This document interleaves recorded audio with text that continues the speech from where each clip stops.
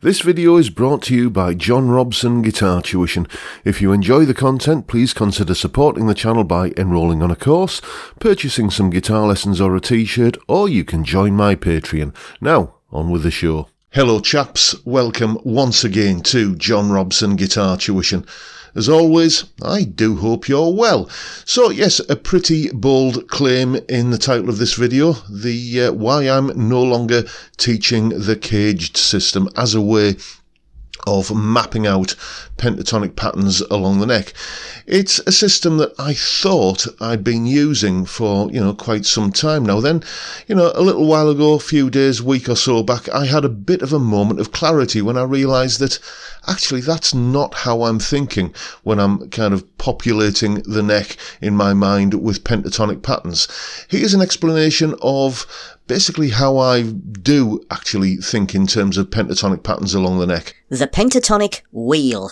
Okay then, the thing that I learned when I was playing in a country band, the first country band I ever played in, which was back in about 93, was that in order to give your solos a little bit more of a country flavour, what you would do is typically play the pentatonic of whatever chord you're kind of playing over at any given time.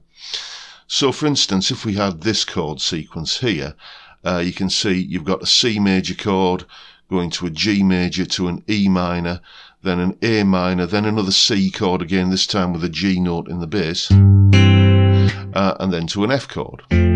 So what I didn't want to be doing was playing the C major pentatonic here,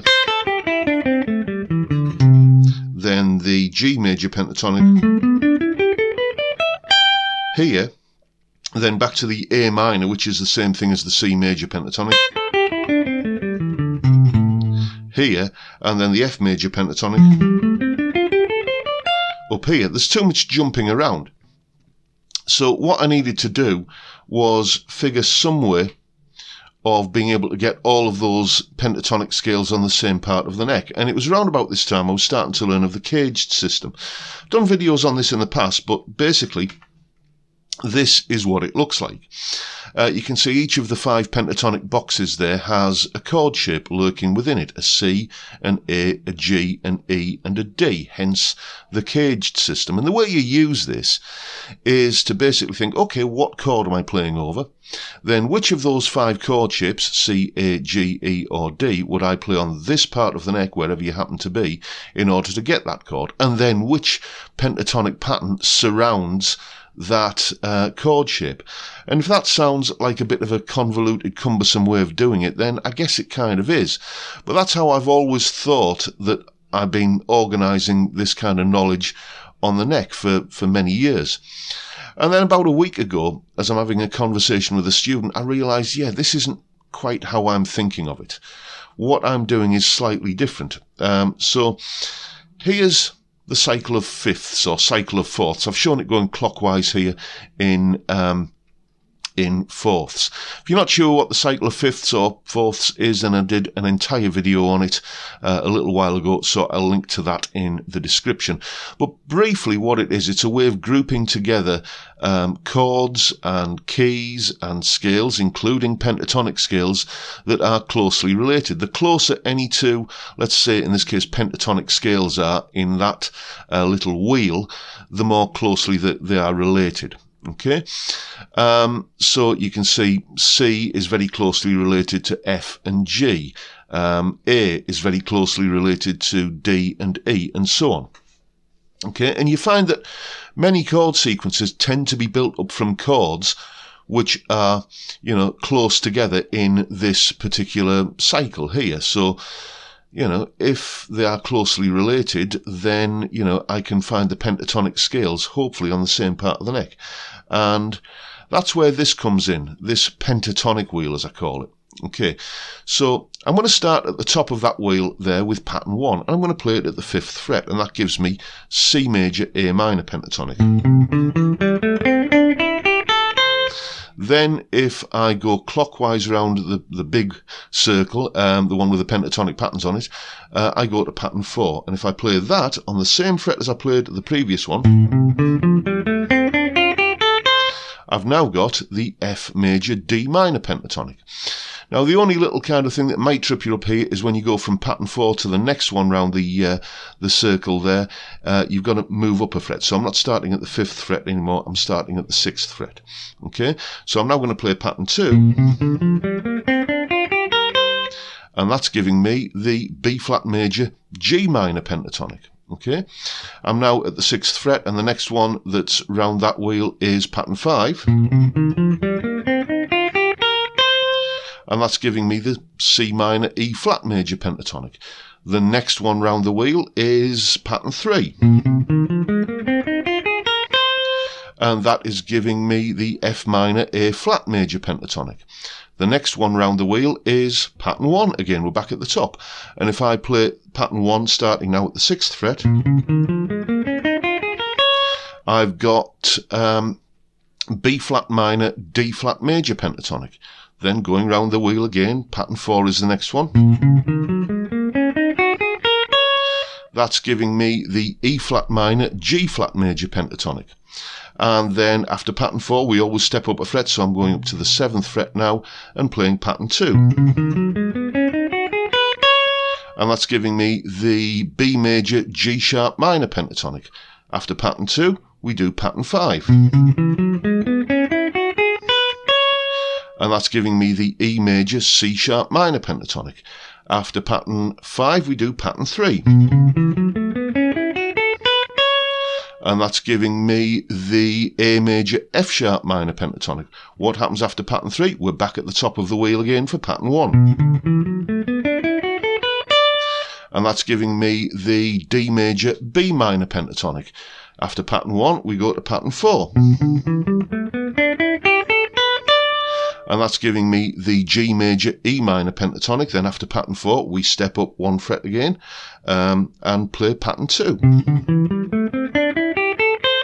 Which, doing that as I've just done at the 8th fret there, that puts me back on the C major A minor pentatonic again.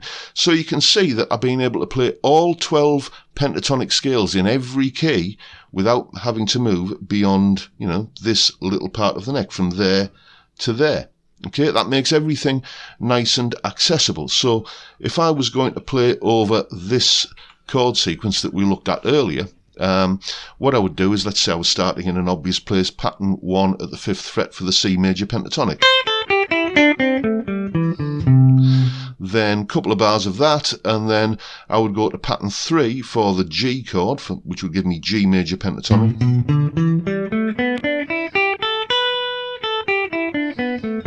Like that. G major pentatonic is the same thing as E minor pentatonic, so I'll just stay on the same scale for that chord. Then we're back to an A minor chord, and I will play pattern 1 at this fret again. That would give me A minor pentatonic. The next chord is a C chord again, with a G bass, but it's still a C chord, and it's the same pentatonic as A minor, so I'll just stay on the same pattern there. And then, as you saw in that little demonstration earlier, once you've gone from pattern 1, you go to pattern 4 to go up a fourth from, you know, to the F chord. So I would go pattern 4 for the F chord. And if I just do a little bit of a kind of unaccompanied noodle around now, just kind of following those scales, you can probably almost hear the chord sequence going on by suggesting it with the pentatonic scales that I'm using. Maybe like this.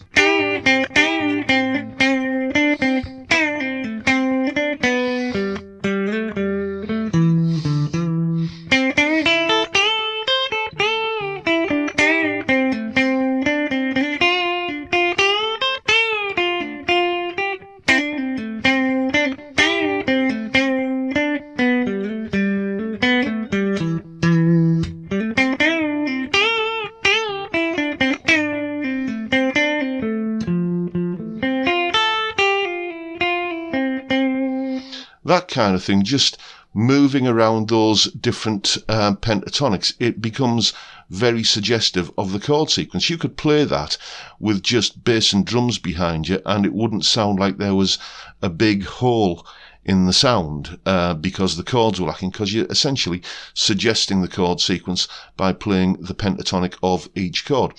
And that really is how I think of mapping the neck out in terms of pentatonic scales. So take what you've got from that and go away and have some fun with it.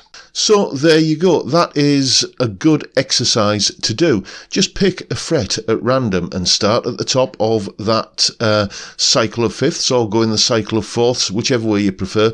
Basically going from C to F to B flat to E flat to A flat to D flat, G flat, B, E, A, D, G, and then back to C again, round that entire all 12 keys, and see if you can use that system of going from pattern 1 to pattern 4 to pattern 2 to pattern 5 to pattern 3 and then back to pattern 1 again as a way of playing all 12 pentatonic scales in all 12 keys without moving more than a couple of frets on the neck. If you do that, if you get into the habit of doing that on a daily basis, then your knowledge of pentatonic patterns and where they are on the neck and how to play in any key without having to move up or down and jump around the neck in big chunks, your ability to do that will come on in leaps and bounds. It's really well worth investing the time and doing. You will find that you just become a more fluent lead guitar player.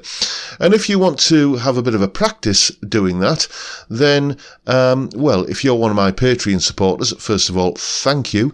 On my Patreon page, there's the address and the link is in the description, as always.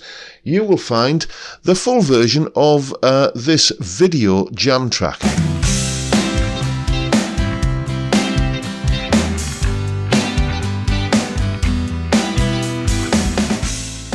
So what you do with that jam track is you can put it on and watch and see which chord is the chord you're playing of, which chord's coming next, and you can kind of think in terms of how to move to the pentatonic scale that's appropriate with that chord or appropriate for that chord. As I say, the full version of that is up on my Patreon page. Once again, there's the address and the link is in the description, along with that explanation clip and a PDF of the graphics that you saw on screen in that explanation, you know, the pentatonic wheel and the cycle of fourths that you can use to reference this. As I say, all up on the Patreon page. It's only $3 a month or £2.50 and you get access to all of these little bits and pieces that go along with these YouTube lessons that I do. Come Sunday, you're going to see me doing a solo over that backing track where I'm basically moving from pentatonic to pentatonic without, you know, kind of making big leaps up and down the neck. Basically the point of what we've been talking about here today. And that is all we've got time for, I'm afraid, today. That's the end of the video. Thank you so much for watching. Hope you found it useful and informative, and if you have, please hit the subscribe button and the notification bell if you haven't already done so, and why not give me a like while you're at it. Don't forget the live stream on Friday 5 PM UK time where we drink beer and talk about music and guitars. What's not to like? Fantastic way to kick off the weekend. I would love to see you there if you can make it. But for now, I'll bid you all a good day and say thank you so much for watching. Thank you for your time. Look after yourselves, folks. Stay well, stay safe, and above all, stay sane. Bye for now.